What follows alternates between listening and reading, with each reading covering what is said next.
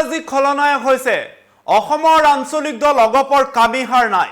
এই মন্তব্য আমাৰ নহয়, আমাৰ মন্তব্য নহয়, এই মন্তব্য কৰিছে শিল্পী কণ্ঠশিল্পী মানস ৰবিনে।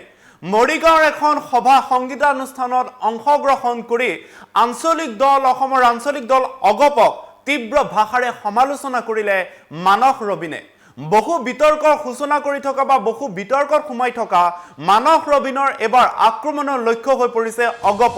কাৰণ অগপই মোদী মন্ত্ৰীসভাত কোনো এজন নেতাই মন্ত্ৰিত্ব লাভ নকৰিলে এই প্ৰসংগ আজৰি আনি বিহাৰৰ আঞ্চলিক দল অৰ্থাৎ আঞ্চলিক দলৰ এজন নেতাৰ নাম উচ্চাৰিত কৰি অগপ দলক তীব্ৰ ভাষাৰে সমালোচনা কৰিলে। আমি জনাব বিচাৰিছো সেই গুৰুত্বপূৰ্ণ খবৰটো। মৰিগাঁৱত বিস্ফোৰণ ঘটাইছে মানস ৰবিনে। কণ্ঠশিল্পী মানস ৰবিনে উল্লেখ কৰিছে অগপৰ কামিহাৰ নাই নেকি। কাৰণ যদিহে চোৱা যায় পূৰ্বতে অসম আন্দোলনৰ পাছত যেতিয়া ছাত্ৰ সন্থাৰ মজিয়াৰ পৰাই অসম গণ পৰিষদৰ জন্ম হৈছিল, অসমৰ আঞ্চলিক দলৰ জন্ম হৈছিল, তেতিয়া অগপৰ যি শক্তি আছিলে সেই শক্তি বহুত আছিলে।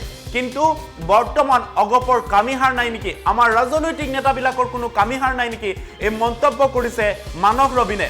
প্ৰথমতে আমি মানস ৰবিনৰ সেই মন্তব্যটো শুনাই ল'ব বিচাৰিছো। কি কৈছিলে একাংশ শিল্পীক উদ্দেশ্যি কি কৈছিলে আৰু অগপক লৈ কি কৈছিলে সাংস্কৃতিক সন্ধিয়াত, সেই মন্তব্য প্ৰথমতে শুনাই ল'ব বিচাৰিছো।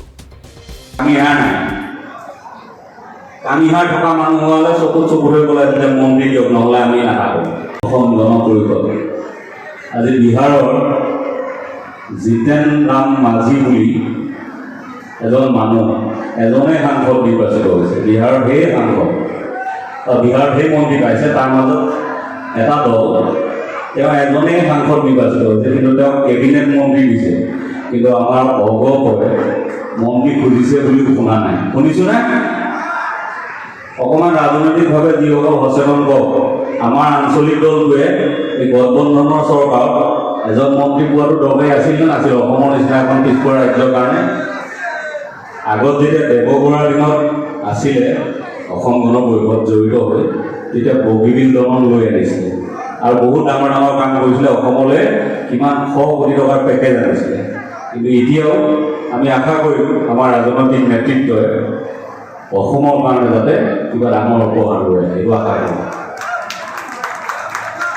কিন্তু কি হ'ব, আমাৰ ৰাইজে মাৰ বান্ধে, কিন্তু আমাৰ নেতাসকলৰ মানে কি হয়, কামিহাৰবোৰ বৰ ঢেলেক পেলেক। অকল নেতাৰে নহয়, এইবাৰ নায়ক গায়ককো দেখিলে ৰাইজে কামিহাৰ নাই। কামিহাৰ থকা মানুহ হ'লে চকুত চকু হৈ গ'লে।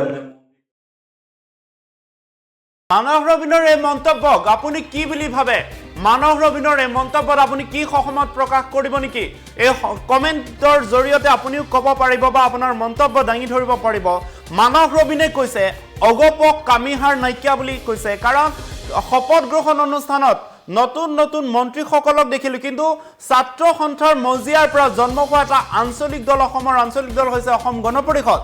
আজি যিটো সময়ত বিহাৰৰ এটা আঞ্চলিক দলৰ নেতা অৰ্থাৎ জিতেন ৰাম মাঝিৰ প্ৰসংগ উত্থাপন কৰি তেওঁ কৈছে অসমৰ আঞ্চলিক দলৰ নেতাই জয়লাভ কৰাৰ পাছতো কিয় মন্ত্ৰী পদ নাপালে, সেয়া NDAৰ মিত্ৰজোঁটৰ বিচাৰাধীন। কিন্তু মানস ৰবিনে সচেতন নাগৰিক হিচাপে এই উদ্দেশ্য মন্তব্য কৰিছে, যাৰ বাবে এই মন্তব্যক লৈ এতিয়া প্ৰতিক্ৰিয়াৰ সৃষ্টি হৈছে।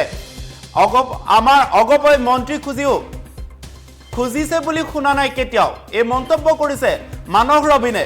আপুনিও কমেণ্ট কৰি জনাওক যে মানস ৰবিনৰ এই মন্তব্যক আপুনি কি বুলি ভাবে? মানস ৰবিনৰ এই মন্তব্যত আপুনি সহমত প্ৰকাশ কৰেনে? এই সন্দৰ্ভত আপুনিও নিজৰ প্ৰতিক্ৰিয়া ব্যক্ত কৰিব পাৰে। প্ৰাক্তন প্ৰধানমন্ত্ৰী দেৱগৌড়াৰ দিনত অগপৰ জৰিয়তে হৈ থকা বগীবিল দলঙৰ লগতে অসমত বহু কাম আনিছিল, কিন্তু এতিয়া আশা কৰাতকৈ বেয়া দিশে গৈ আছে আমাৰ আঞ্চলিক দল। আমাৰ নেতাবিলাক কামিহাৰবোৰ ঢেলেক পেলেক, সেয়ে আজি কামিহাৰবিহীন হৈ পৰিছে অগপ। এই মন্তব্য কৰিছে মানস ৰবিনে।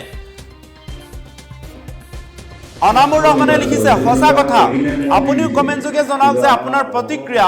মানস ৰবিনৰ যি মন্তব্য, সেই মন্তব্য আপুনি কি ক'ব বিচাৰে মানস ৰবীন্দ্ৰই যি কথা কৈছে সেই কথা সঁচা নেকি আপুনি আপোনাৰ সহমত প্ৰকাশ কৰক লগতে মতামত দিবলৈ নাপাহৰিব কামিহাৰ থকা মানুহ হলে চকুত হৈ ক'লেহেঁতেন মন্ত্ৰী লাগে বুলি কিন্তু অসমীয়াত ক'বলৈ গ'লে দম নাই এই মন্তব্য কৰিছে মানস ৰবীনে এনেদৰে অগপক টাৰ্গেট কৰি লৈছে আৰু একাংশ শিল্পীকো এইদৰে টাৰ্গেট কৰি লৈছে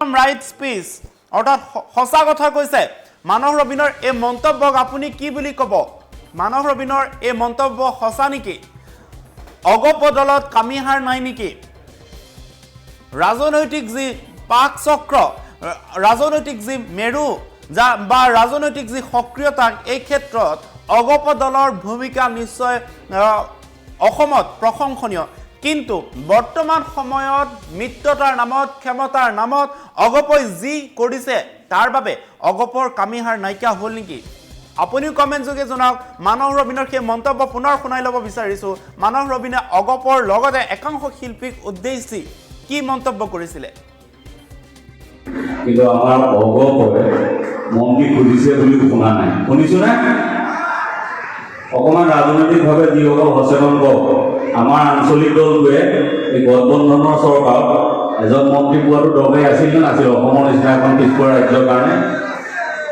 আগত যেতিয়া দেৱবৰুৱাৰ দিনত আছিলে অসম গণ পৰিষদ জড়িত হৈ তেতিয়া বগীবিল দলন লৈ আনিছিলে আৰু বহুত ডাঙৰ কাম কৰিছিলে অসমলৈ কিমান 100 কোটি টকাৰ পেকেজ আনিছিলে কিন্তু এতিয়াও আমি আশা কৰিম আমাৰ ৰাজনৈতিক নেতৃত্বই অসমৰ কাৰণে যাতে কিবা ডাঙৰ উপহাৰ লৈ আহে এইটো আশা কৰোঁ কিন্তু কি হ'ব আমাৰ ৰাইজে মাৰ বান্ধে কিন্তু আমাৰ নেতাসকলৰ মানে কি হয় কামিহাৰবোৰ বৰ ঠেলেক অকল নেতাৰে নহয় এইবাৰ নায়ক গায়ককো দেখিলে ৰাইজে কামিহাৰ নাই